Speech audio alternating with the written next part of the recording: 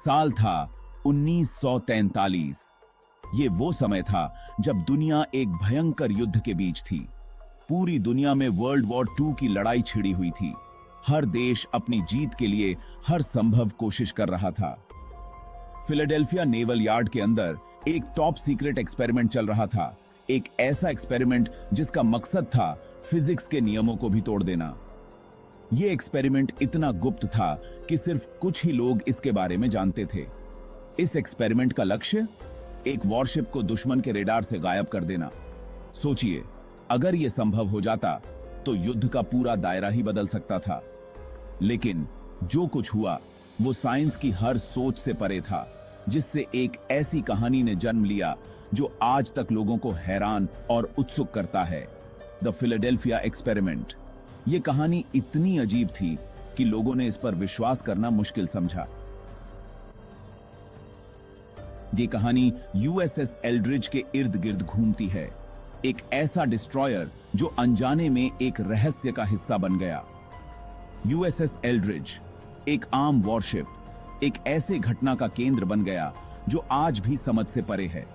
कहा जाता है कि एल्ड्रिज एक अजीब हरे कोहरे से घिरा हुआ फिलाडेल्फिया हार्बर से गायब हो गया और कुछ पल बाद ही नॉर्फोक वर्जीनिया में दिखाई दिया, जो कि वहां से सैकड़ों मील दूर था। यह घटना इतनी असंभव लगती है कि लोग हैरान रह गए। ये टेलीपोर्टेशन आज के जमाने में भी बिल्कुल अकल्पनीय है और यही फिलाडेल्फिया एक्सपेरिमेंट के रहस्य का सबसे बड़ा पहलू है। क्या यह सच में संभव हो सकता है? क्या यह सिर्फ एक कहानी है या इसमें कुछ सच्चाई भी है?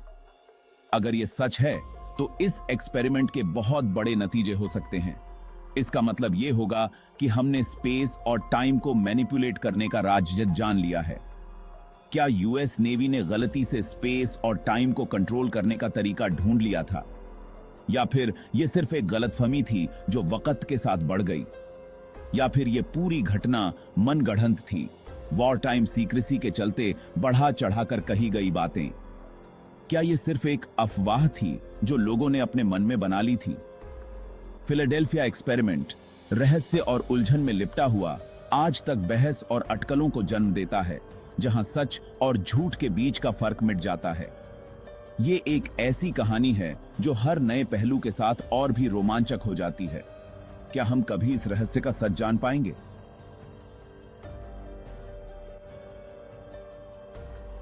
फिलाडेल्फिया एक्सपेरिमेंट, जिसको ऑफिशियली प्रोजेक्ट रेनबो कहा जाता था, शुरू से ही रहस्य में डूबा हुआ था। ये एक ऐसा प्रोजेक्ट था जो अपने अस्तित्व से ही लोगों के लिए एक पहेली बन गया था। इसके बारे में कई कहानियां और अफवाहें भी फैल गई थीं। इसकी शुरुआत वर्ल्ड वॉर 2 के शुरुआती दिनों में हुई थी।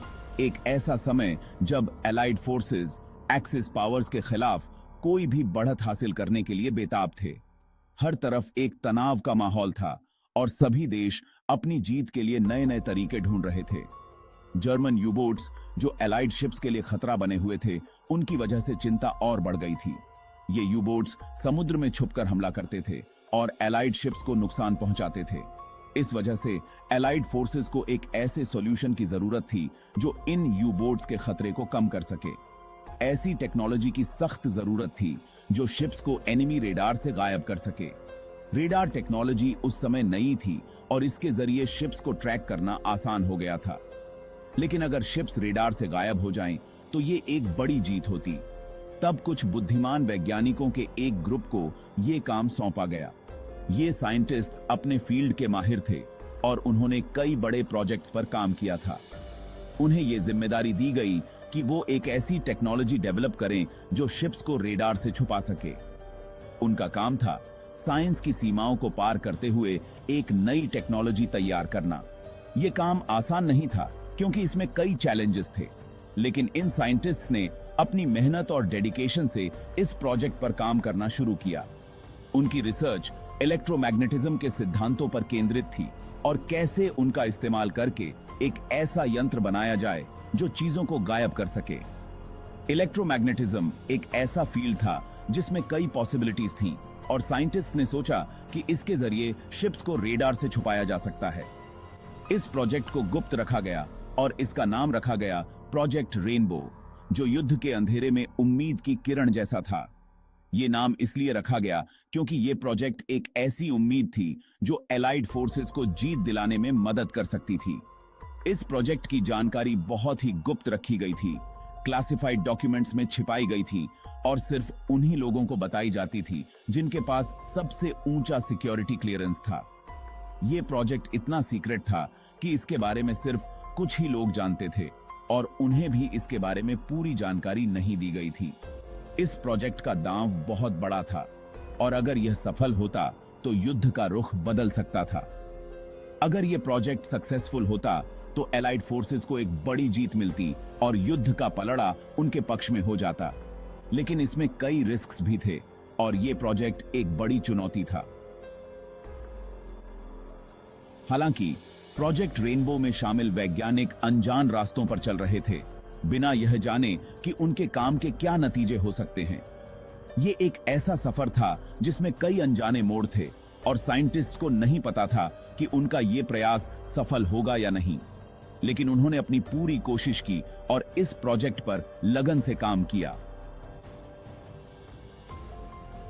फिलाडेल्फिया एक्सपेरिमेंट के पीछे एक जटिल और विवादास्पद वैज्ञानिक सिद्धांत था, एल्बर्ट आइंस्टाइन की यूनिफाइड फील्ड थ्योरी। यह सिद्धांत, जिस पर आज भी भौतिकविदों में बहस होती है, इलेक्ट्रोमैग्नेटिज्म और ग्रेविटी जैसी अलग अलग लगने वाली शक्तियों को एक साथ जोड़ने की कोशिश करता है। प्रोजेक्ट रेनबो में शामिल कुछ वैज्ञानिकों का मानना था कि इन मौलिक शक्तियों में हेरफेर करके वे असंभव को भी संभव बना सकते हैं। प्रकाश और रेडार वेव्स को किसी वस्तु के चारों ओर मोड़कर उसे प्रभावी रूप से गायब कर सकते हैं। आइंस्टाइन के सूत्र अपनी जटिलता में भी सुंदर स्पेस टाइम के ताने बाने में हेरफेर करने की संभावना की ओर इशारा करते थे। क्या ये सूत्र गायब होने के रहस्य को उजागर करने की कुंजी थे? प्रोजेक्ट रेनबो पर काम कर रहे वैज्ञानिक यह पता लगाने के लिए दृढ़ थे। एक तकनीकी सफलता की अपनी तलाश में वैज्ञानिक समझ की सीमाओं को पार कर रहे थे। गायब होने की अवधारणा, जो कभी कल्पना का विषय थी, अब गुप्त प्रयोगशालाओं में जांची जा रही थी। इस तरह की खोज के संभावित नतीजे बहुत बड़े थे, न सिर्फ युद्ध के लिए बल्कि खुद विज्ञान के भविष्य के लिए भी। हालांकि इस तरह की क्रांतिकारी तकनीक की खोज अज्ञात जोखिमों के साथ आई, ऐसे जोखिम जिन्हें शामिल वैज्ञानिक शायद पूरी तरह से नहीं समझते थे। एक ऐसे प्रयोग के लिए मंच तैयार था जो विज्ञान और प्रौद्योगिकी की सीमाओं को चुनौती देने वाला था, जो इतिहास में हमेशा के लिए दर्ज हो जाएगा। रहस्य और विवादों से घिरा एक प्रयोग जिसने कई सवाल खड़े कर दिए। अक्टूबर 28, 1940 में यूएसएस एल्ड्रिज, एक युद्धपोत जिस पर बेखबर नाविकों का एक दल था, फिलाडेल्फिया नेवल यार्ड में लंगर डाले हुए था और एक गुप्त मिशन के लिए तैयार था।